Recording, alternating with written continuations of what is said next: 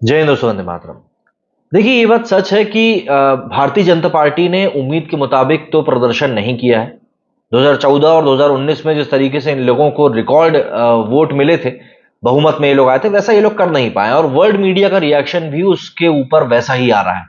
चाहे आप अल जजीरा की बात कर लें, जो कि ऑब्वियस सी बात है, कतर का न्यूज़ चैनल है, या फिर आप न्यूयॉर्क टाइम्स की बात कर लें, आप बीबीसी की बात कर लें, सबका रिएक्शन कुछ वैसे ही आ रहे हैं।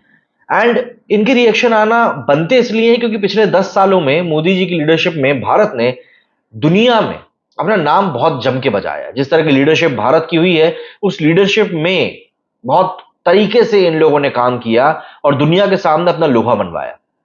इस वीडियो में हम लोग बात करेंगे जरा ऐसे ही दुनिया भर के जो न्यूज़पेपर्स हैं उनकी तरफ से क्या कुछ बातें भारत के बारे में कही जा रही हैं और किस तरीके से पूरी दुनिया इस समय रिएक्ट कर रही है भारत को लेकर, उसको लेकर जरा बात करने की कोशिश करते हैं।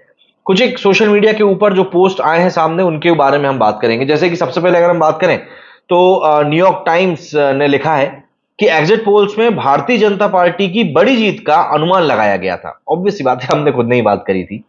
लेकिन बड़े बहुमत की खबरों से सोमवार को भारत के स्टॉक मार्केट ने रिकॉर्ड भी सेट कर दिया था। हालांकि मंगलवार सुबह कहानी बदल गई। जैसे ही नतीजे आने शुरू हुए, एग्जिट पोल्स के उलट विपक्ष टक्कर देता दिखाई देने लगा। काफी हद तक नरेंद्र मोदी को तीसरा टर्म तो मिल जाएगा। भारत में नए बने विपक्षी गठबंधन ने मोदी की बंटवारे की राजनीति के खिलाफ वोट मांगा था। विपक्ष ने लोगों के मन में यह डर भरा था कि अगर बीजेपी सत्ता में आई तो वो संविधान बदल देगी। मतलब जो मैं अपने वीडियोस में आपको बार बार बता रहा हूं कि संविधान बदल देंगे वाली जो पूरी बात है, वो यहां पर लिटरली सच साबित हुई है। और वर्ल्ड मीडिया भी देखिए इस बारे में यही बोल रहा है। ये मैं न्यूयॉर्क टाइम्स की आपको बात बता रहा था। इसके अलावा लिमॉन की बात करें तो 73 साल के नरेंद्र मोदी लगातार तीसरी बार सत्ता में आ सकते हैं। हालांकि उन्हें इस बार मैंडेट चेतावनी के साथ मिला है, मतलब वार्निंग मिल चुकी है। मोदी ने जनता से अपनी पार्टी के लिए 370 और अपने गठबंधन के लिए 400 वोट मांगे थे। हालांकि उनकी पार्टी को 270 वोट भी नहीं मिले। देखिए कितनी बड़ी बात ली है, 370 मांगे थे और 270 भी नहीं मिले। मोदी जो चुनाव में लगभग हर जगह मौजूद थे, 200 से ज्यादा रैलियां करी थी, इसके बावजूद उनका जादू नहीं चला।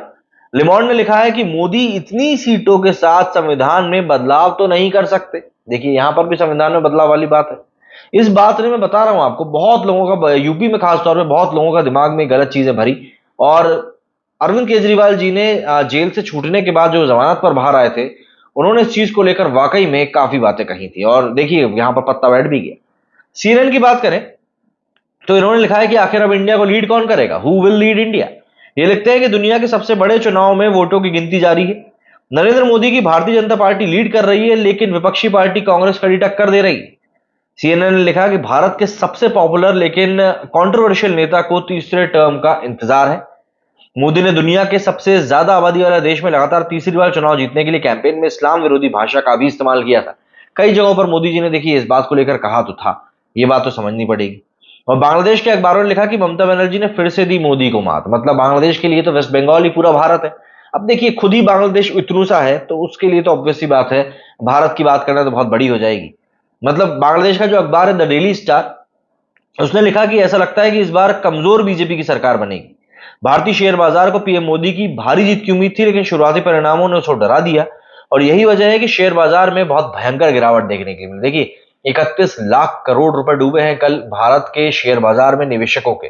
कोई छोटा मोटा अमाउंट नहीं है, बहुत बड़ा अमाउंट है। करीब 5% शेयर बाजार गिरा है, 3,500 पॉइंट्स के लगभग। इसके साथ ही बांग्लादेश अखबार ने सीएम ममता बनर्जी की तारीफों में पुल भी बांधे। अखबार लिखता है कि एग्जिट पोल्स में टीएमसी को काफी कम सीटें दिखाई गई थी, लेकिन असल परिणाम कुछ और बता रहे हैं। ममता बनर्जी ने बीजेपी को एक बार फिर से मात दे दी है। देखिए बात तो है, अब इस बारे में तो एग्री करना ही पड़ेगा। वॉशिंगटन पोस्ट की बात करें तो उन्होंने लिखा कि India early election results points to rebuke for Modi and his party.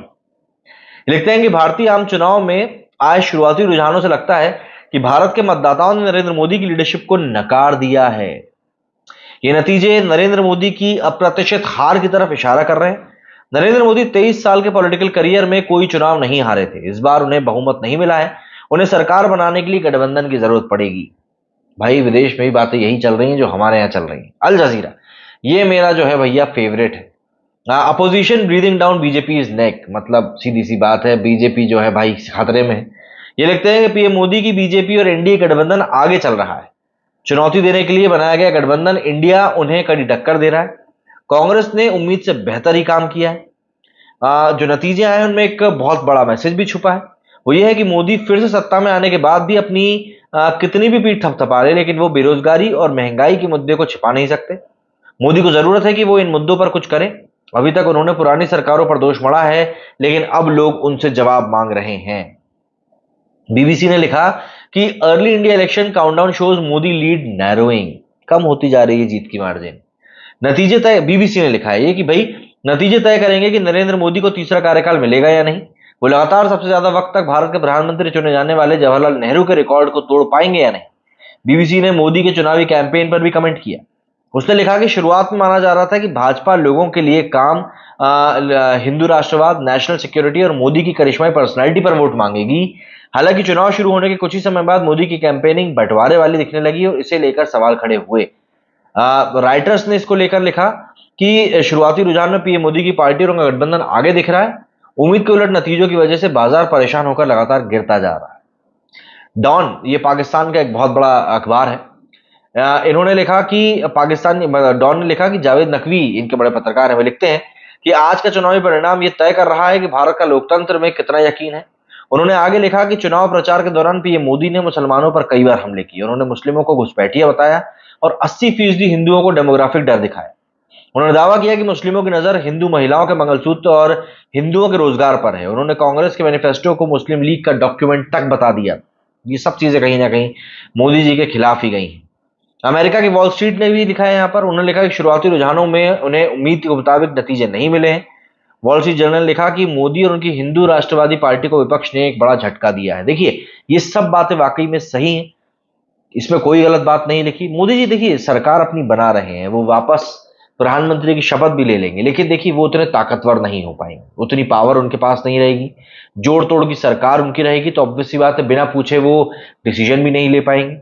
मतलब एक, अगर हम नीतीश कुमार जी की बात करें तो जातिगत जनगणना और मुस्लिम आरक्षण, ये दो चीजें बहुत बड़ा मुद्दा रहने वाली है। अगर हम नीतीश राजपूत के पॉइंट ऑफ व्यू से बात करें, इन चीजों को लेकर समझना पड़ेगा कि भाजपा आखिर कैसे कोप अप करती है। वर्ल्ड मीडिया तो जो कह रही है वो कह रही है, देखिए उसको छोड़ दीजिए, लेकिन समझना यह पड़ेगा कि आखिर भाजपा आने वाले समय में अब इन सिचुएशंस को जो सामने निकल कर आ गए, देखिए इस बार जो चुनाव के नतीजे सामने आए उसने पूरी की पूरी कलह खोल कर रख दी है।